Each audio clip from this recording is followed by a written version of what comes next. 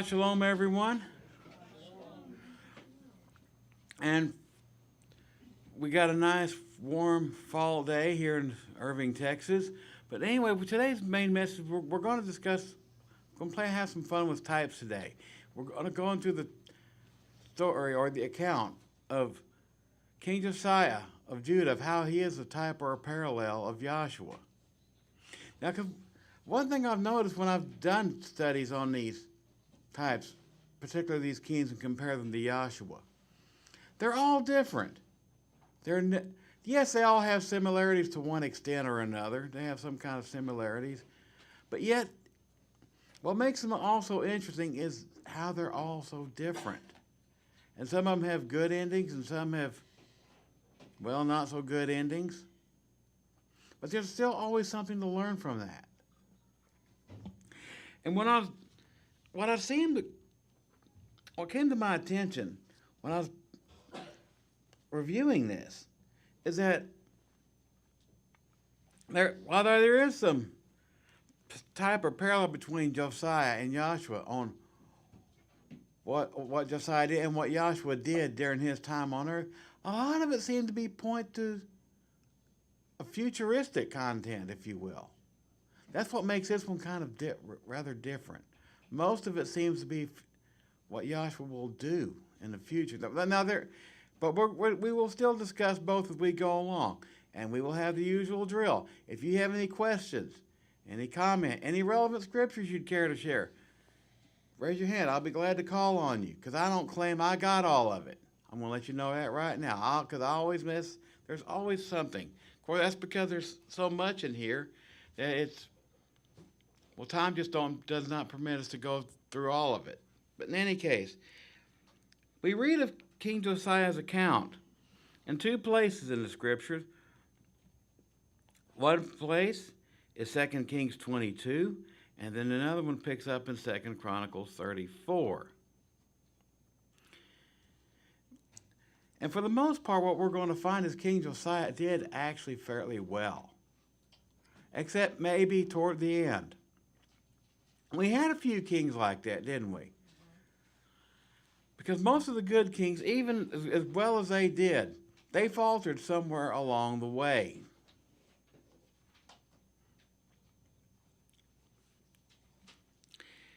But there's always something to learn from that, because we're not up here to throw rocks at them or stone them by any means, but it's to learn from what we find written in their mistakes, amongst other things. So, with that said, please open up to 2 Kings 22. We're going to start there. We're going to try to cover some material from both accounts. Now, he was the son of King Ammon. And he didn't rule very long. Because to get a little context, let's read very briefly about Ammon. Let's back up to verse 19 in chapter 21 of 2 Kings. Ammon was 22 years old when he became the king, and he reigned for 2 years in Jerusalem. As we go through this, so we're going to find out what kind of damage can be done in a simple time span of 2 years. We're going to be appalled at the damage done. Because remember, this guy, who is this guy, King Ammon? Who was his daddy? He was the grandson of Hezekiah. And his daddy was King Manasseh, and he was both good and bad. He started out horrible, ended up good. But in spite of Manasseh's repentance and leading the people toward the end of his life, we're going to find out as we go along through Josiah's account how much damage this guy can do. And he only reigned for 2 years. Ammon, verse 20, King Ammon, chapter 21, verse 20, he did evil in the sight of Yahweh. And so he walked in all the ways that his father had walked, and he served the idols. Thank you. And he served in all the idols that his father had served, and he worshipped them. And he forsook Yahweh El Shaddai of his fathers, and he did not walk in the way of Yahweh. And we're going to come across this phrase later in the study, what it means, this Yahweh of his fathers. I think most of us already know, but we'll cover it anyway later on. Then the servants of Ammon conspired against him, and they killed the king in his own house. So they conspired, they killed him in his own house. He was so bad, that's how bad this guy was. But the people of the land executed all those who had conspired against King Ammon. So imagine that. Not everyone was happy about about the rule or death of Ammon. There was a great evidently, what do we get out of this? What do we get out of this? A little bit right here. There was a great division in the land. Just like we see in this country today. Which is why this country is never, in my view, unless there's something coming on down the pipe that I don't know anything about, we will never turn to Yahweh like we should. The division is too great. We see this great division here. There were people conspired against Ammon and killed him, but then the people killed the people who killed Ammon.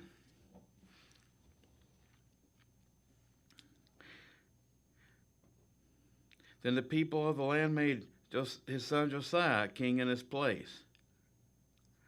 Now the rest of the acts of Ammon, which he did, are they not written in the book of the Chronicles of the Kings of Judah? And he was buried in his tomb in the garden of Uzzah. And his son Josiah reigned in his place. Now, let's keep reading here. Chapter 22, verse 1, 2 Kings. Josiah was 8 years old when he became king, and he reigned 31 years in Jerusalem. And his mother's name was Jedidiah, son of Adadiah. His mother's name was Jedidiah, the daughter of Adadiah, the son of Bozkath. I think I said that right. And he did it, meaning Josiah, did right in the sight of Yahweh, and he walked in all the ways of his father David. And he did not turn aside to the right hand or to his left. He kept it very simple. This is what it is written says. This is what the book says, as we're going to see. And that's exactly what he's going to do. David, is the great study that you brought up today about the simplicity and the mind, or the lesson you brought today about the simplicity of a child, because we're literally going to find how this simplicity works. We're getting a literal working example here from a king who is 8 years old. We are getting a literal example here. David, we couldn't have done this any better. That's the Spirit. Well, it has to be the Spirit, because neither one of us believe in telepathy. Verse 3, now it came to pass in the 18th year of King Josiah. So by this time he had come up, he was still a young'un, only 26 by this time.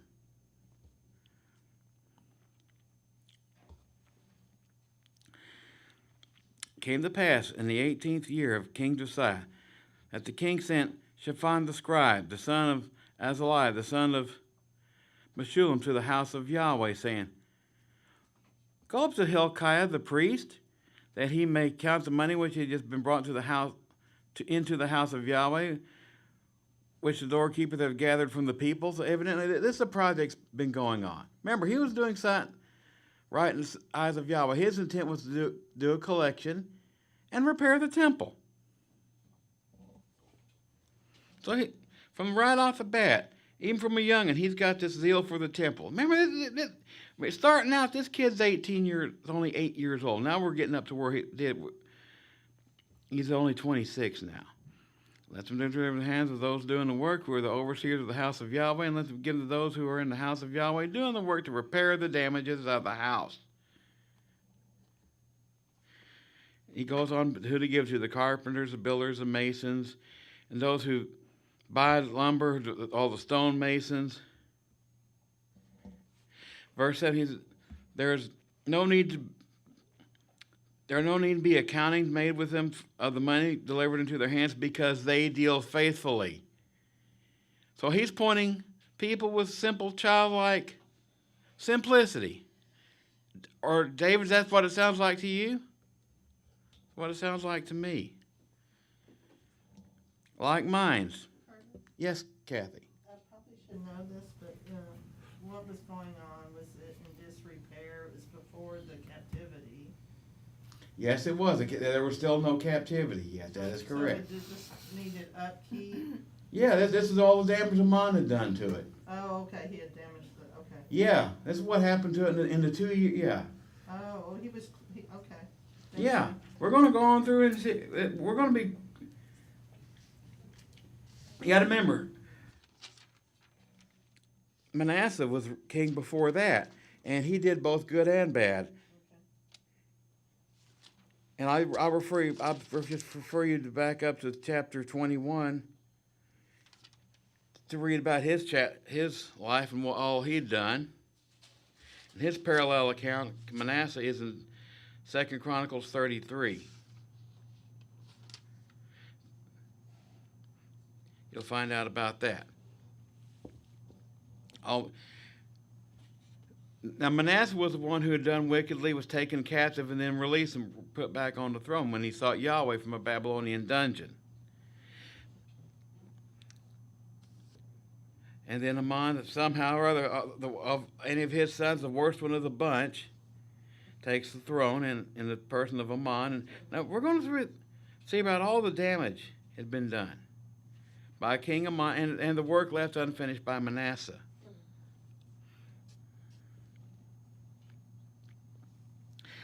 Picking up in verse 8, 2 Kings 22, and Hilkiah the priest said to Shaphan the scribe, "Oh, look, I found the book of the law in the house of Yahweh." And Hilkiah gave it to Shaphan, and he read it.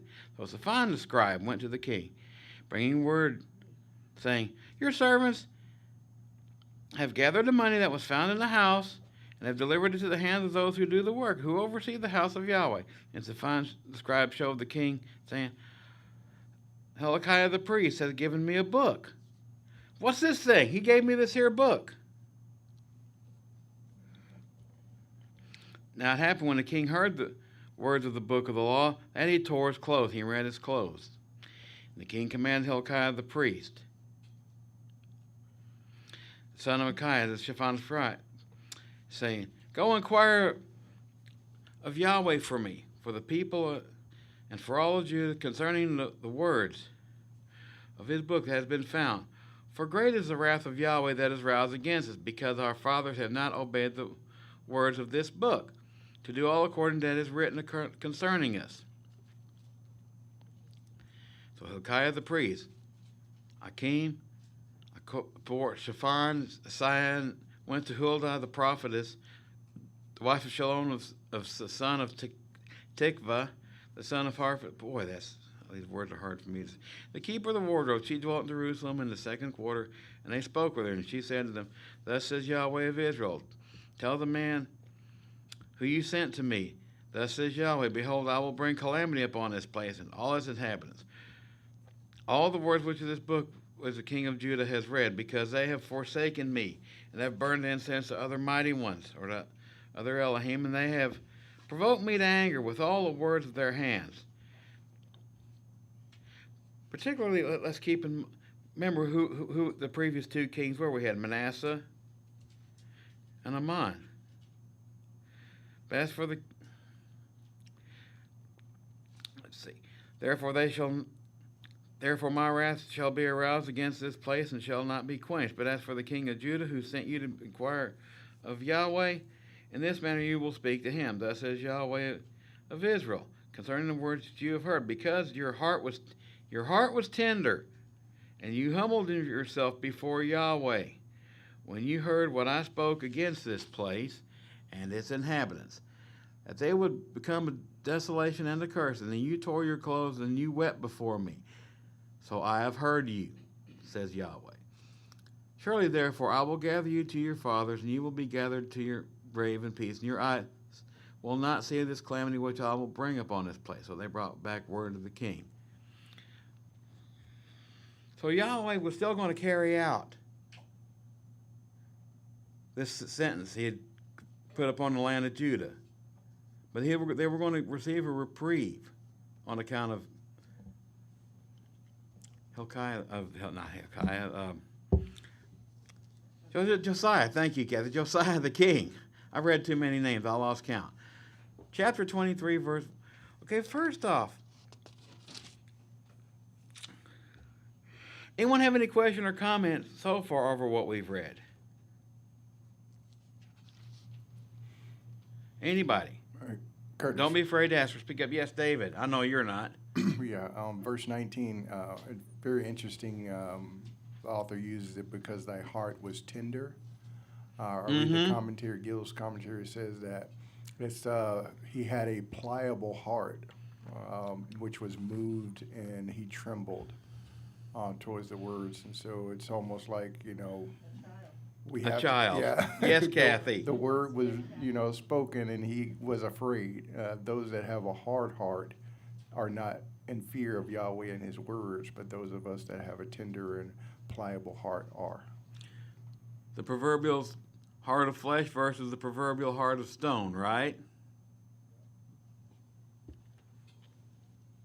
In spite of all his lack of knowledge, look what he had done up to that point, in spite of his own lack of knowledge because he did the best up to this point. He'd done what he could without the knowledge, but yet look what he had his heart to do up to this point. And this kid, remember, this young man was 8 years old when he took the throne. 8. Remind you of what scripture does this remind you of? I'm seeming that the recall one that goes something to the effect of, and a child shall lead them. I seem to recall how those in the kingdom will be, in fact, peaceable, just like little children. We're going to continue our working example here. Also, Yes, Kathy. I don't know, it's kind of a comment, because I was reading in Deuteronomy, Moses was, he was prophesied, he's telling when you set a king, he's speaking for Yahweh, that when you set a king, you're gonna ask for a king and get a king. And then in 17:18, it shall be when he sitteth upon the throne of his kingdom, that he shall write him a copy of this law in the book out of that which is before the priest, and he shall read it all then the days of his life. So basically, he got thanks to whoever found the law for him and read it to him. So that's what a king was supposed to do. Mm-hmm. He was supposed to read it. He was supposed to read it and write his own copy. Write his own copy.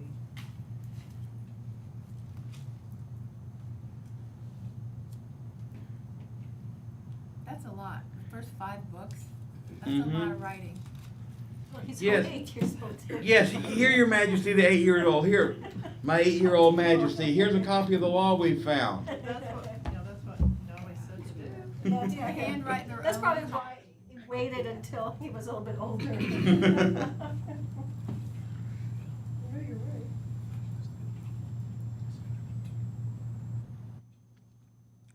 Okay, let's go on to chapter. Let's keep remaining in 2 Kings. Can we please remain in chapter 23? Because now here, it is here that Josiah begins, the meat of the study, if you will begin here, because when Josiah restores the true worship of Yahweh. And there's a parallel account of this again in 2 Chronicles 34 and 35.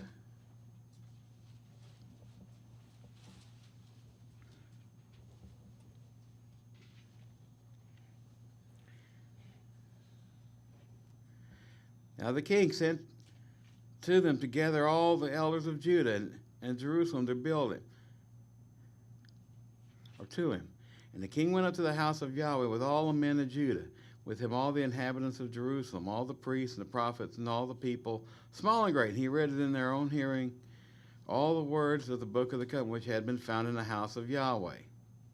And the king stood by the pillar made a covenant before Yahweh, and to follow Yahweh and to keep his commandments and his testimonies and his statutes, just like they did at Mount Ebal during the time of the Exodus. Recall that? just like David did in 2 Samuel 29, if I remember correctly. I don't have that written down, but I believe to keep his statutes, his testimonies, with all his heart and all his soul, to perform the words of this covenant that were written in this book, and all the people stood, and all the people took a stand for the covenant. Looking back, it kind of there's a traces of Solomon in this little fella, isn't there? Reckoning back to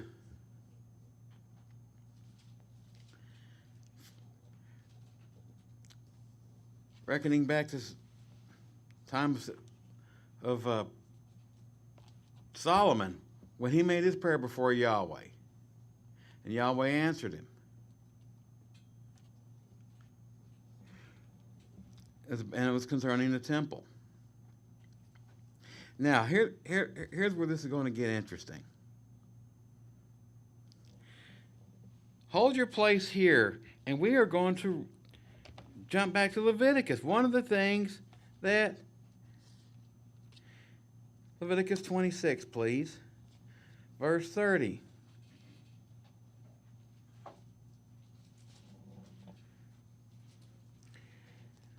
This is one of the things Our Majesty, the 8-year-old, read. I will destroy your high place, and I will cut down your incense altars, and I will cast down your carcasses in the lifeless forms of your idols, and my soul shall abhor you. He will destroy, again, he will destroy the high places and cut down all the altars. Now here we're going to read quite a bit. We've already read some of the damage done by Ammon in his 2 years. We're going to, now when we see what this young fellow has done, this young king is doing here, we're going to see what kind of damage can be done in a very short period of time. That and some work unfinished by his grandpa.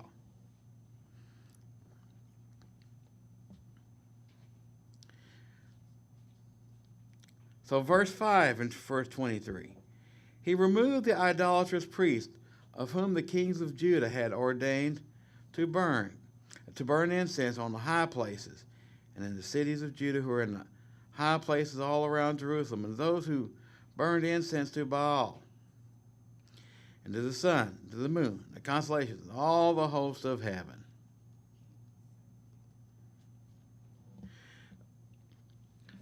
Now before these, when he says he removed them, this is,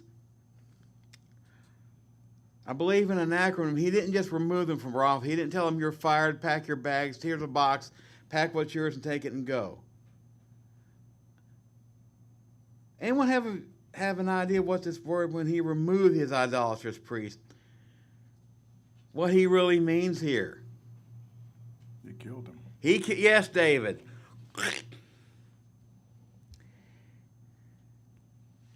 Yes, Dave, that's exactly what it means. He killed them. He had them executed. Just like all the priests of Baal at Mount Carmel. They were executed.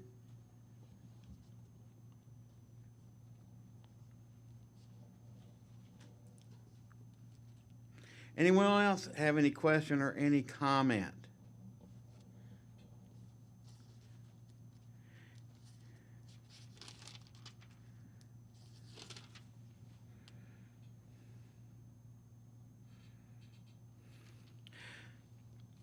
Okay, let's keep going here. So what, question, did Yahshua do anything like this during his time on earth? Well, he didn't exactly kill it, and we know he didn't physically harm them, he didn't kill them, but he called these people out for the who and what they were. All the religious leaders of his day and his time. Hold your place here in 2 Kings, please.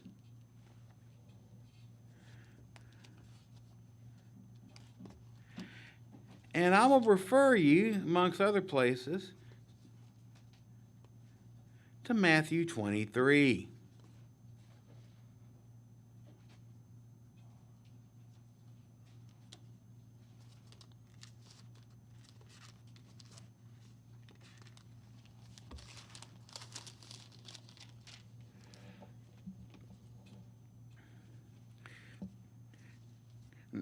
chapter 23, verse 1 in Matthew. And Yahshua spoke to the multitudes and his disciples. He said, the scribes and Pharisees said mostly, but whatever they bid you, do not observe, do not do. But do not do according to their works, for they say and they don't do it. Verse 4, they lay heavy burdens, hard to bear, lay them on men's shoulders, but they themselves won't move them with their own finger. But by all their work they do to be seen by men, they make their phylacteries broad and enlarge the borders on their garments. They love the best places at the feast and the best seats in the synagogues. David touched on that. Greetings in the marketplace, be called by men, Rabbi, Rabbi. But you don't be called Rabbi, because there's one is your teacher, the Messiah, and you are all his brethren.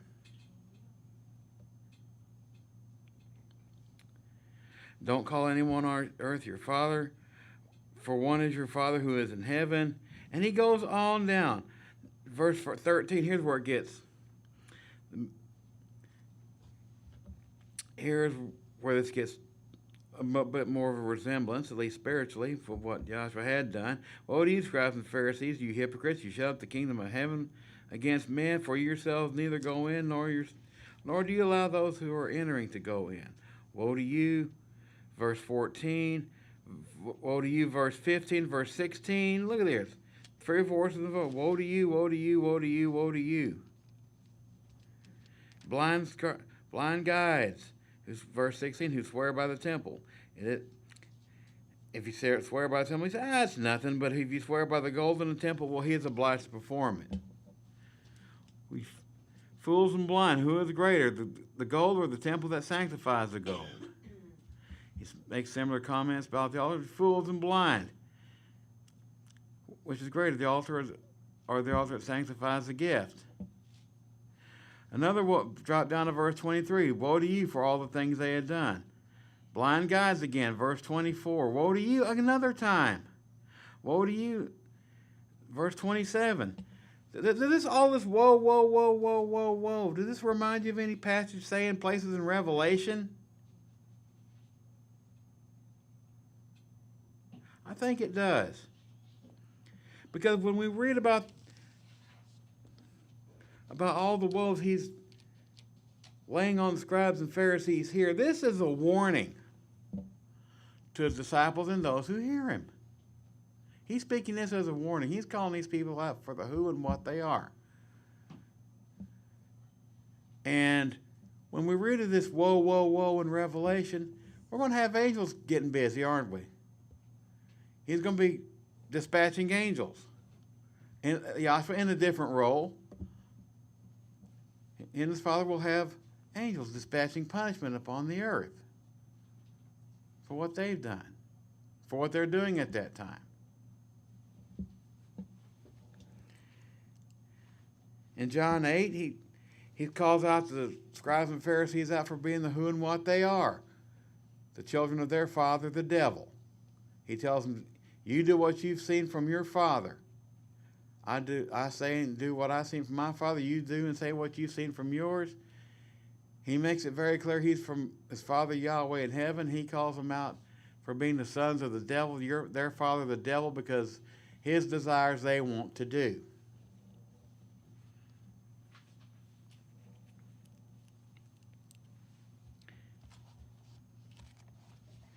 And later on in Revelation, we read about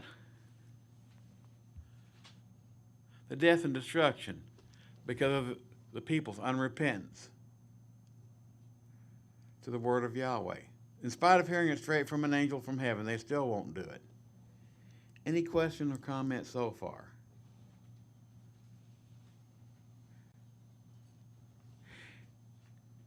In the latter chapters of Ezekiel,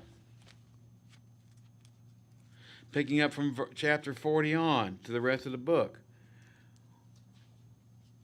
we get some reading about what happens to the priests, particularly in chapter 43, about what happens to the priests for their part in their rebellion against Yahweh. Let's keep going. Okay, let's go back to 2 Kings, please. If there's no more question or comment. If there's no question or comment from anyone.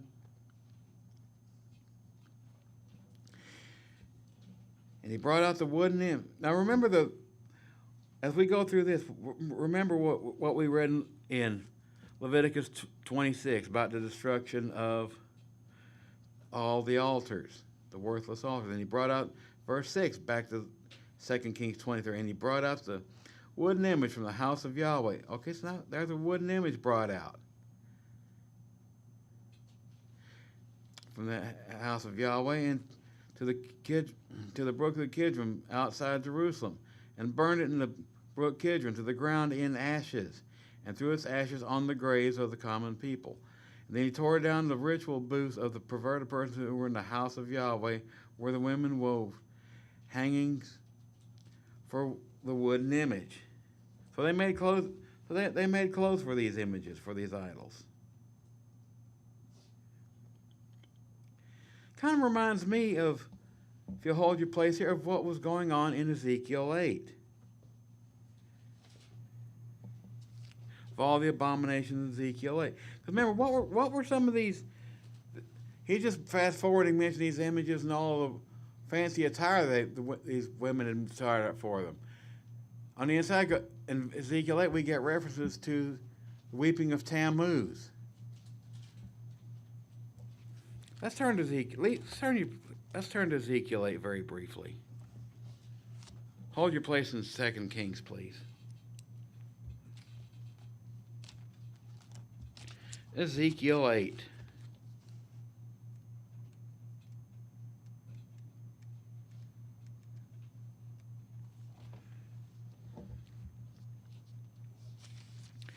Here we begin the description of the abominations done in the temple. And let's pick it up in verse 5, please. Ezekiel 8, verse 5, and he said to me, Son of man, lift your eyes now toward the north. And I lifted my eyes toward the north, and there, north of the altar gate, was the image of jealousy in the entrance. Furthermore, he said to me, Now, son of man, do you see what they are doing? This great abomination that the house of Israel commits here, to make me go very far away from my sanctuary. Now turn again, and you'll see even greater abominations. He brought me to the door of the court. When I looked out, and there was a hole in the wall, and he said to me, Now, son of man, dig into the wall. Go ahead, make a hole, and see what you see. Verse 9, and he said to me, Now go in, and see the wicked abomination which they are doing there. And I went in, and I saw there every sort of creeping thing, abominable beast, and all the idols of the house of Israel, all portrayed around the walls. And I saw, and there stood before them 70 men, the elders of the house of Israel, and in their midst stood Josiah, the son of Shaphan. Each man had a censer in his hand, and they, with a thick cloud of incense, went up. He said to me, Now, son of man, have you seen what the elders of house of Israel do in the dark? Every man in the room of his idols? For Yahweh, because they say, well, Yahweh doesn't see this because he's forsaken the land. He doesn't see this. He can't see this. We're in the dark in the midst of this big, thick building. He can't see through that. He said to me, Well, turn again, and you'll see even greater abominations than this. Brought me to the door of the north gate of Yahweh's house, and to my dismay, women were sitting and weeping for Tammuz, undoubtedly making some fancy clothes for him, just like we read of in 2 Kings. He brought me to the inner court of Yahweh's house, and there at the door of the temple, between the porch and the altar, well, there were about 25 men, with their backs toward the temple back to the temple of Yahweh, and their faces facing toward the east, and they were worshiping the sun toward the east.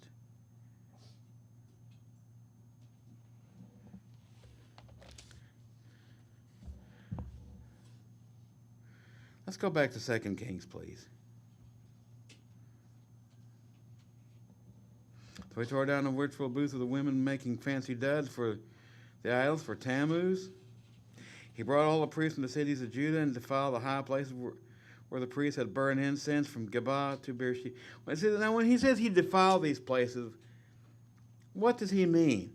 He doesn't mean, well, we're going to make good graffiti on here. When he defiled the high places of these Elohim, these people, all these high places, What does he mean he defiled them? This is a euphemism for doing what? When I read Gill's notes, it says casting dead carcasses or bones of dead men and dung and anything that is unclean. Well, he desecrated them. Yeah, he desecrated all the idols, all the altars of these people.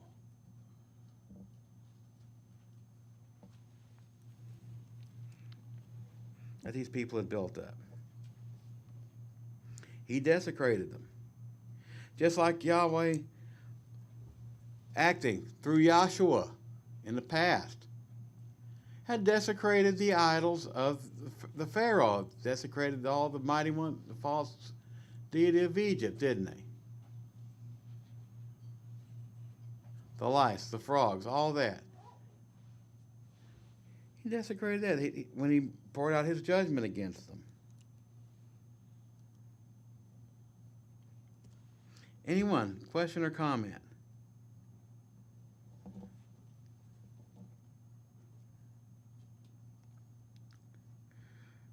Okay, verse 9. Now, nonetheless, the priests of the high place did not come up to the altar of Yahweh in Jerusalem, but they ate unleavened bread amongst their brethren. And he defiled Topeth, which is in the valley of the son of Hinnom, that no one might make his son or his daughter pass through the fire to Molech. We read of that in detail in the account of Manasseh a few chapters back.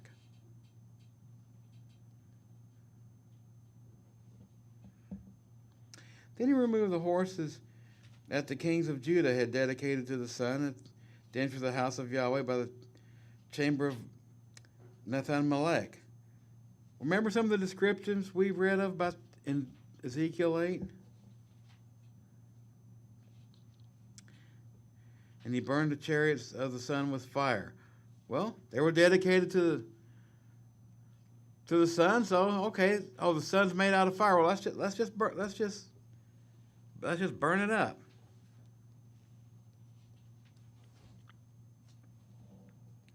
The altars that were on the roof, the upper chamber of Ahaz, which Manasseh had made into the two courts of the house of Yahweh. The king broke down and pulverized there and threw their dust to the brook Kidron. The king defiled our high places that were east of Jerusalem, that were on the south of the Mount of Corruption, where Solomon of Israel had built for Asherah and the abominations of the Sidonians, and for Chemosh, and for the abominations of the Moab. All along, he goes, the rest of this account in this chapter goes on through all the detail that had been done. A lot of it was in the time of Ammon. I mean, look what's going to happen just in a time of a couple of years. Curtis. Yes, David. One quick point on verse 6, 2 Kings 23:6, when it says, and he brought out the grove from the house of Yahweh. I think yours mentioned the image from the house. I always thought that they planted a grove inside of the house of Yahweh. That's not correct. It's saying that they had actually carved an image. A wooden image. Yes, they brought out a wooden grove. image. Yeah. It was an image of a grove to Ashtaroth. And so if you think about people do those miniature towns and miniature scale of carvings, that's kind of what they had, just a replica to show something that they did outside of their temple. They brought it into the house of Yahweh. Okay.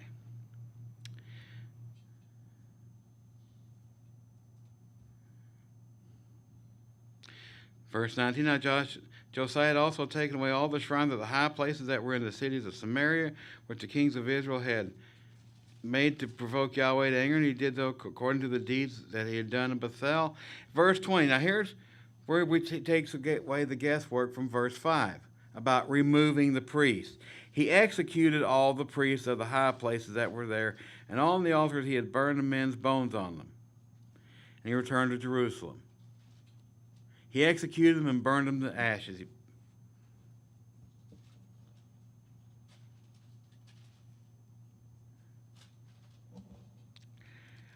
Any question, any comment, anyone?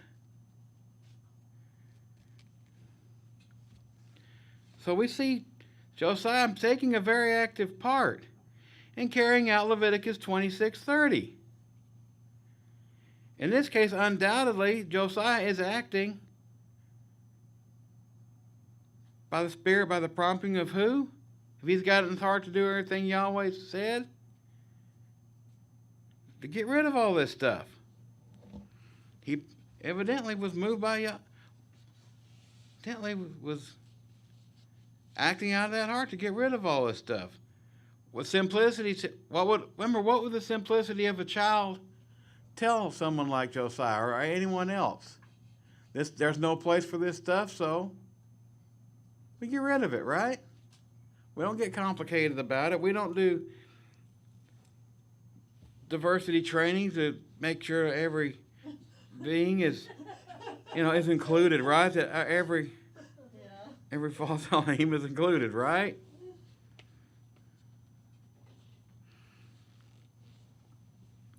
Okay, now, after Josiah, first off, as far as killing and these executions of these priests, is there anything, before I move on to my next point, is there anything about the killing of these priests that reminds anyone of anything in Scripture? Something that Yahshua might do in the future? Such as the lake of fire, the mark of the beast, Revelation 20. Does that come to mind? The priests of Baal, like at Mount Carmel, very good. I heard a voice. I didn't pick up who said it, but I heard a voice. Oh, Robert, okay. You did it, okay. Just right, just like the priests of Baal. You're correct.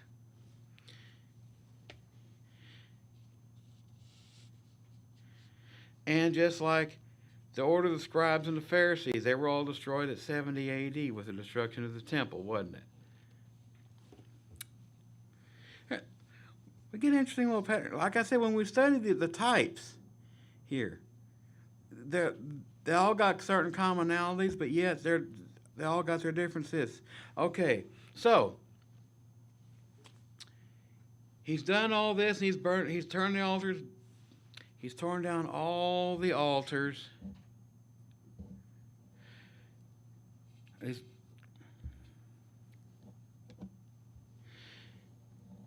Now,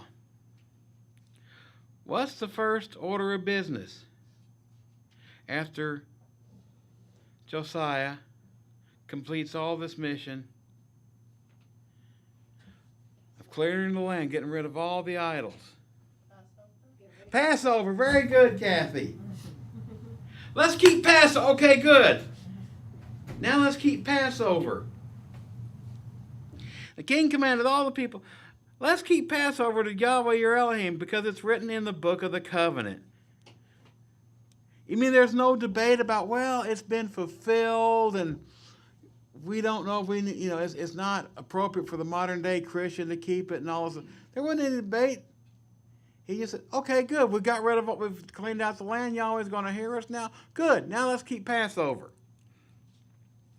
The simplicity of a child. Now, verse 23. But in the 18th year of King Josiah, this Passover was held before Yahweh in Jerusalem. So he spends the first 18 years. Here's this kid. He sits on the throne at 8. We got this decree that's coming out from an 8-year-old to get rid of all the idols and all the false priests. Now he's 18 years later. He's 26 now, and now he wants to hold Passover. You gotta love this you gotta love this guy. Moreover, Josiah would put away all those who consulted mediums and spiritualists, the household, the false idols, and all the abominations that were seen in the lands of Judea and Jerusalem. We've read what that meant when he puts them away, right? We had a polite term of euphemism in verse 5. We back up a few verses later. We had one where in verse 20 that took out the guesswork of what that meant. Moreover, Josiah put away all those. So we know what he didn't do what Saul did. Saul told them to leave. Y'all leave right now, okay? No. No, we know what this really means when Josiah he said he put them away. Put them away in a grave. Moreover, Josiah put away those who exalted mediums and the spirits, and the household Elohim, and all the abominations that were seen in the land of Judah and Jerusalem, that he might perform the works of the law that were written in the book that Hilkiah the priest had found in the house of Yahweh.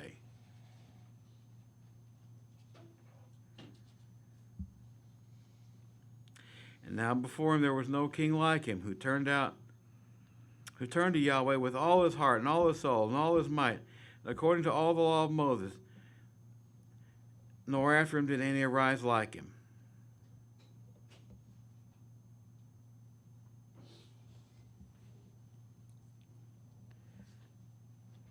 So, and it's keeping a Passover, when the king issued this order to keep Passover.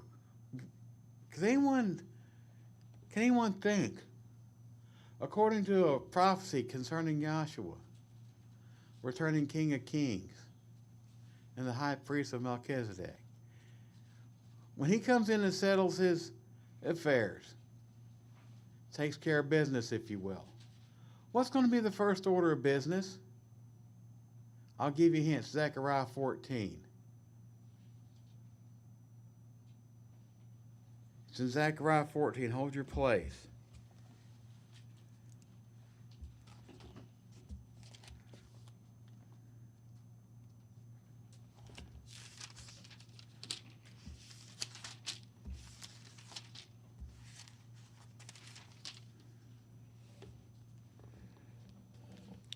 Let's see. Zechariah 14.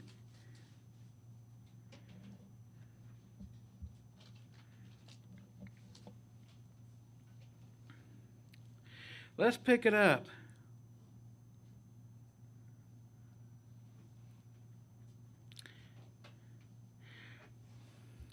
In verse. Okay, so he spends the first 15 verses upon Messiah's return, talking about taking care of business, if you will, preparing the land. Now, verse 16 in Zechariah 14. It shall come to pass that everyone who is left of all the nations which come up against Jerusalem from year to year to worship the King of hosts, to keep the Feast of Tabernacles. Now here, this is why we got to remember, types are inherently imperfect. And this were, in part, where the Feast of Tabernacles, and in part I said, has its place, its peace upon a day of visitation and a return of Messiah. Because when Messiah has taken care of all business here, his first order of business is for everyone left. Okay, let's keep the Feast of Tabernacles. Come on now. Egypt. He gets all nations are invited to come to him. Let's keep reading, because verse 17. It shall be that whichever of the families of the earth do not, it says the families of the earth. It doesn't say of the Jews or of Israelites. No, it says families of the earth to come to Jerusalem to worship the King. Yahweh of hosts, on them there will be no rain. If the family of Egypt will not come up and enter in, well, they won't have any rain. They will receive the plague on which Yahweh strikes the nations who do not come up to keep the Feast of Tabernacles. And this shall be the punishment of Egypt and the punishment of the rest of the nations that will not come up to keep the Feast of Tabernacles. Now, upon the return, the first order of business here seems to be to keep the Feast of Tabernacles. But in the case of Josiah, it was, okay, everybody, let's keep Passover. Yes, Robert? And what you're reading just reminds me of Isaiah 66. Go ahead. Read it while you're there. Verse 22 and 23 says, "For as the new heavens and the new earth, which I will make, shall remain before me, says Yahweh, so shall your seed and your name remain. And it shall come to pass that from new moon to new moon, from new moon to another, and from one Sabbath to another shall all flesh come to worship before me, says Yahweh." So it's related to what you just read there in Zechariah I said, now why the mismatch? It doesn't mean that Scripture disagrees. No, it means, remember, it means one is a type, one is a fulfillment, the other is a type. What's the one I should ask this question right up off the beginning, because I usually ask it when I discuss types. What is one of the things about types we have to remember? We're comparing types to a fulfillment, or to the real McCoy, if you will. Types are inherently imperfect. Because if they were perfect, they wouldn't be a type now, would they?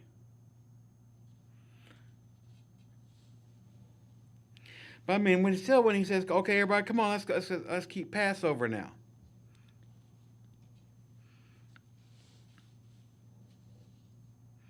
I mean, again, the simplicity, that childlike mindedness that Josiah still seems to have. Oh, it said this is the time we've gotten rid of all the idols. We've cleaned the land of all this stuff. We've gotten rid of all the false priests. Now good, it's time for Passover. Okay, let's keep Passover now.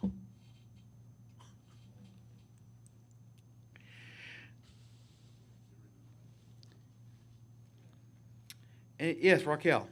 So I just want to share some things that I found in 2 Chronicles 34. Which Go ahead. adds a little bit. I meant to go there before now, That's but go okay, ahead. Yeah. So I think it was just the growth in his relationship with Yahweh, right? So for the 8th year of his reign, 34:3, while he was still young, he began to see the Elohim of his father David. Mm-hmm. So that's when it started, when he was 8 years old. And in the 12th year, right, he didn't even discover the book at this point, he began to purge Judah and Jerusalem of the high places. So I think he was already, communicating with Yahweh at that point. And then just going to the end on 35:18 when he kept the Passover, because now he's educated, right? He knows what's in the book. Mm-hmm. There had been no Passover kept in Israel Mm-hmm. like That's that. that's where I Since wanted the to go. days Yes, of Raquel. Samuel the prophet, and none of the kings of Israel had kept such a Passover as Josiah kept with the priests and the Levites, all Judah and Israel who were present, and the inhabitants of Jerusalem. So he kept it according to the law, while the others didn't. Well, both the law and the spirit of the law, both in word and in spirit. Right. Yeah, yeah. Oh, the 2 Chronicles 35, 18. 35:18. Yeah, 35, 18. Yeah. Yeah, 35, 18.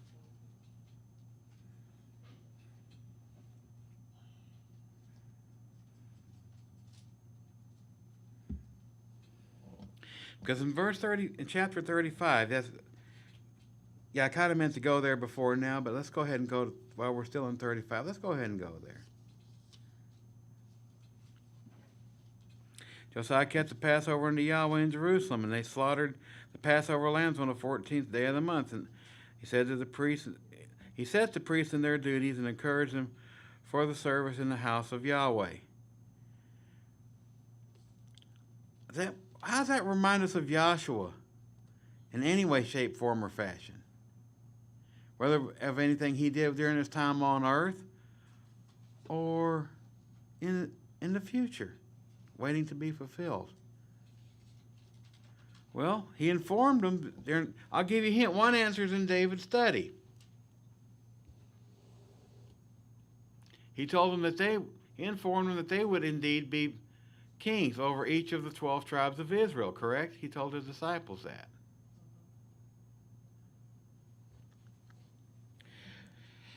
So upon his return in the resurrection, as the first fruits, we will be given our assignments, amongst other things. Our various places in the role of the royal priesthood, Melchizedek. Over whom and where are we going to rule? However many cities. Over whatever area.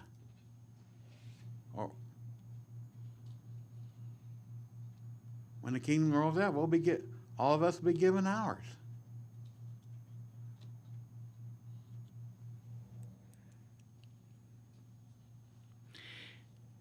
Which is a motive for us to think in this way.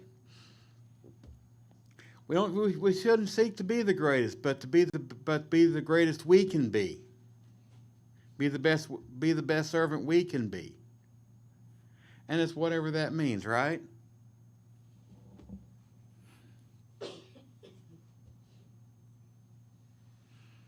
Verse 4, prepare yourself according to your father's houses, according to your divisions, following the written instructions of King David of Israel and written instruction of Solomon his son.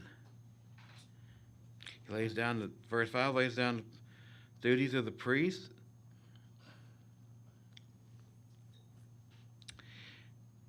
They slaughter the Passover lambs, they kill the Passover.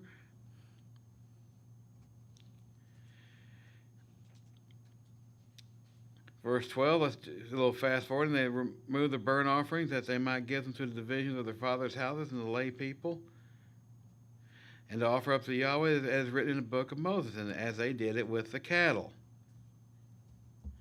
This would be from Deuteronomy 16.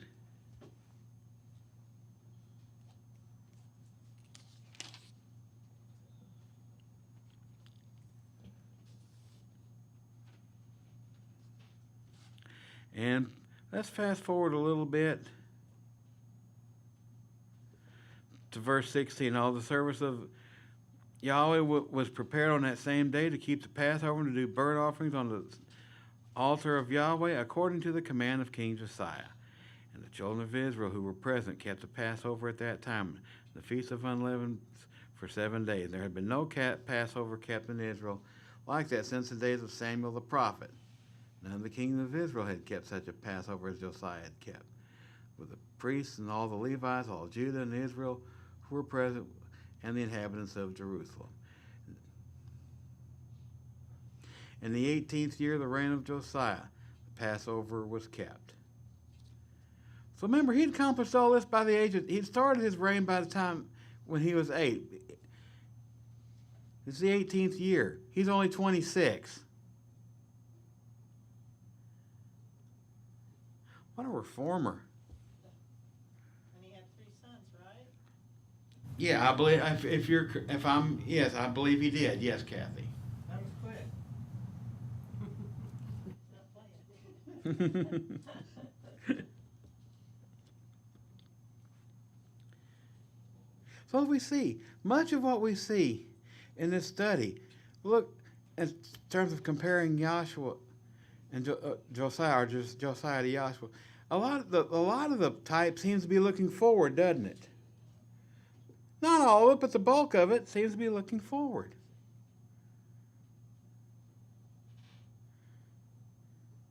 However, there is one key difference right here at the end of his life. Remaining in 2 Chronicles, verse 35. Because it's all, after this, it's all downhill. Did you say verse 35? Chapter 36, verse 20. Oh, okay. And after all this, when Josiah had prepared the temple, King Necho of Egypt came up to fight against Carchemish by the Euphrates, and Josiah went out against him.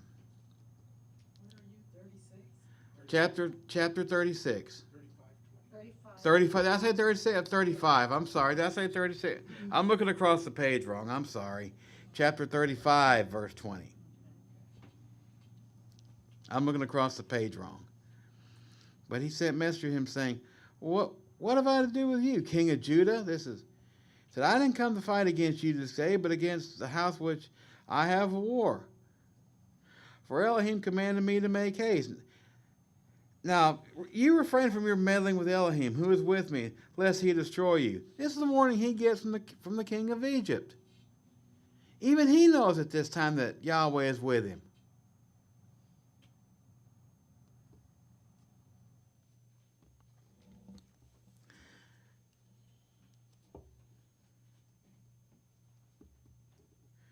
Wow. Nevertheless, Josiah would not turn his face from him, but he disguised himself so he might fight him. And he did not heed the words of Necho from the mouth of Yahweh. So he came to fight in the valley of Megiddo. Well, who else is coming to fight in the valley of Megiddo? Can anybody think of somebody else who's going to come back, let's see, with blazing chariots, with an army and a cavalry like we've never seen, to the Yahshua? Imagine that. To Imagine that, Quran. Yes, you're correct. And Curtis, Yes, David. one more point is, he went from as a kid to having a pliable heart to where if he heard the word of Yahweh, he would tremble in fear. Now, this presumably Egyptian is telling him what Yahweh said, but he's not. He has a heart of stone and he's not listening, and therefore he's going to do what he wants. This, yes. And we see this a lot in scripture. We just talked about it earlier of you start out exactly how you're supposed to be with childlike, attributes, and through the course of time somehow something changed to where you no longer have that faith and fear and obedience that you should have or did have in the beginning. A simple faith and a simple obedience. A story in the life of simple faith and obedience ends up like we're fixing to read here. Yes, Robert. Even if he didn't believe the king of Egypt, he should have inquired of Yahweh. Yes, At least. that was his mistake. Now, most undoubtedly, he did not believe, Nico of Egypt. You're right. He did not believe the king of Egypt. That's the easiest thing to figure out. He didn't believe. So he should have inquired. But he should have inquired of Yahweh. Shall I go up? Right. Like David did. Like David did. Here's where I suspect he probably, in spite of everything he'd done, and all the good he'd accomplished up to that point, he lacked a little wisdom. Unlike Solomon, who was the wisest man that ever walked the face of the earth. We see Josiah all his zeal, his childlike obedience, his childlike faith was untempered. And it was untempered and what he lacked was wisdom. He had a tremendous love of the truth. No question that. But it would seem to be that he did lack a little wisdom. Perhaps it could be contended that he lacked a little bit of knowledge as well. Nonetheless, Josiah would. Well, here's something I might explain. And nevertheless, Josiah would not turn his face from him because he disguised himself that he might fight with him, and he did not heed the words of Necho from the mouth of Yahweh. Well, who is it? Well, undoubtedly, you're correct, rather, he did not believe King Necho of Egypt. Who is this idolater that I should listen to him?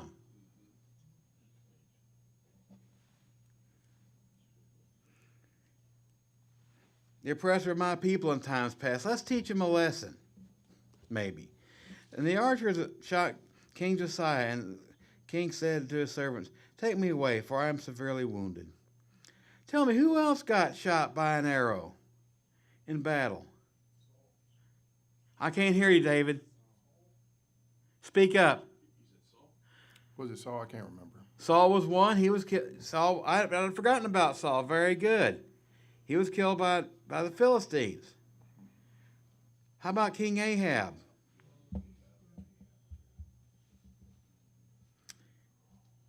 Shot right through a chink in his armor. Because here, he'd forgotten his proverbial breastplate, wouldn't it?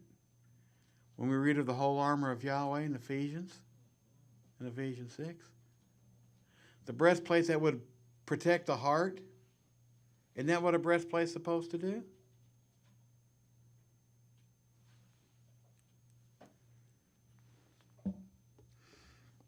Verse 24. Therefore his servants took him out of the chariot and put him in the second chariot at the head, and they brought him to Jerusalem, and there he died. He was buried on the tombs of his fathers, and all Judah and all Jerusalem mourned for Josiah.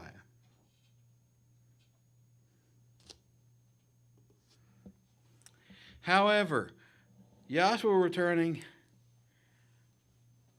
that's not going to quite be the case, is it? Let's try Revelation 19, please. We're going to see a very different outcome. Revelation 19, we'll pick it up in verse 11 on through the rest of the chapter. Now I saw heaven opened, and behold, a white horse, and he who sat on him was called Faithful and True, and in righteousness he ranges I mean, he judges and he makes war. His eyes were like a flame of fire, and on his head were many crowns, and he had a name which written which nobody knew but himself. He was clothed with a robe dipped in blood, and his name is called the Word of Yahweh. And the armies in heaven, clothed in fine linen, white and clean, followed him on white horses. And out of his mouth goes a sharp sword, that he should strike the nations. He shall rule over them with a rod of iron. We read of that in Revelation 1 as well. He himself treads the winepress of the fierceness and wrath of Yahweh El Shaddai. And he has on his robe and on his thigh a name written, the King of Kings and the Master of Masters. Now we got to hear, okay, so we read about this Calvary charge. Now we got a very different outcome. And I saw an angel standing in the sun. He cried out with a loud voice, saying to all the birds that fly in the midst of heaven, come to gather yourself for the supper of the great Yahweh, that you may eat the flesh of kings, the flesh of captains, the flesh of mighty men, and the flesh of horses, and all those who sit upon them, and the flesh of all the people, both free and slave, small and great. And I saw the beast, the kings of the earth, and their armies, gathered together to make war against him who sat on the horse and his army. And the beast was captured, and the false prophet who worked signs in his presence, by which he deceived those who received the mark of the beast and who worshipped his image. Those two were cast into the lake of fire burning with brimstone. And the rest were killed with the sword which proceeded from his mouth. He sat on the horse, and all the birds were filled with their flesh. And what sword is this that comes from his mouth? It's the word of Yahweh.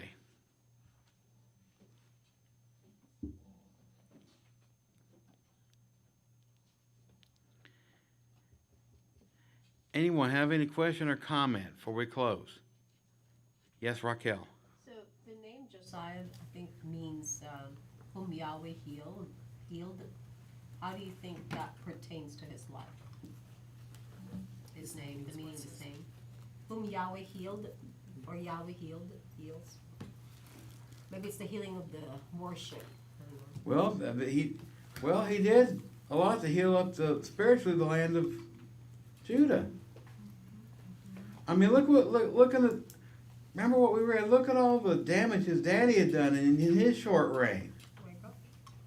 It's incredible. His dad was 2 years? He reigned for 2 years. But Manasseh, even prior to that, was Well, worse. there was still part of the mess left over from Manasseh, yes. That's like 55 years of just destruction. But as a child, he cleaned it up in his childhood. By the time he was of age, he'd had that cleaned up. He'd gotten rid of all of it. Busy little boy.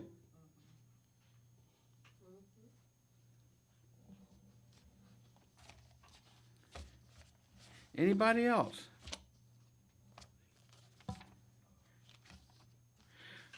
Okay, well, we'll close here today. And I hope this has been of some use, some value to everyone.